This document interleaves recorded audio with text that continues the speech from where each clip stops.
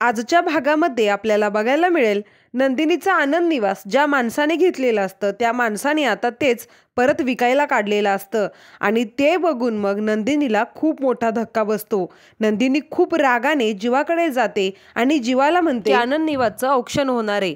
तुम्ही मला शब्द दिला होता की आनंद निवास तुझं मी तुला परत करेन आणि हे ऑक्शन होईपर्यंत तुम्ही काहीच केलं नाहीत। नंदिनी खूप घाबरलेली असते, तितकीच ती जीवावर चिडलेली सुद्धा असते।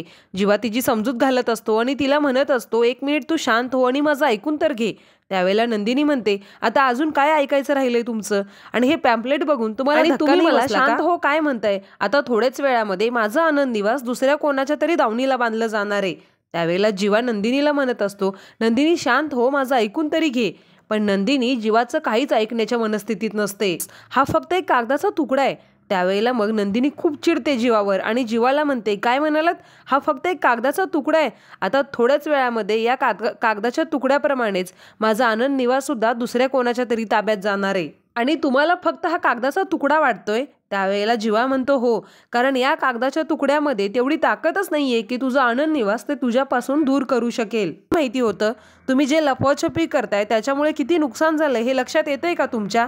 तरी सुद्धा तुम्ही हे लपवलत माझ्यापासून आणि मला तर आता असं वाटतंय की तुम्हाला लपवाछपी करण्याची सवय लागली। काल रात्री सुद्धा तुम्ही फोनवर कोणाशी तरी बोलत होतात की आमच्या हिला काहीच माहीत नसतं, ते याच्या संदर्भातच होतं ना? बोला आता।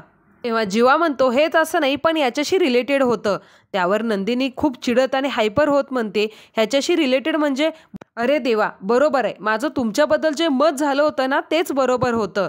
त्यावेळेला जीवा मग नंदिनीवर चिडतो आणि नंदिनीला म्हणतो, एक मिनिट, आता शांत हो आणि मी काय सांगतोय ते गप ऐकून घे। हे सगळं मीच घडवून आणले आणि मी शब्द देतो की तुझं आनंद निवास आज मी तुला परत करेन। ज्या चुका करायच्या होत्या त्या आतापर्यंत करून झालेत, आता आजच मी तुझं आनंद निवास तुला परत करेन। त्यावेळेला नंदिनी म्हणते, जेव्हा तुम्हाला हा काही सिनेमा वाटतो का की तुम्ही एखाद्या हिरोसारखं काहीतरी बोलाल आणि तसा चमत्कार होईल?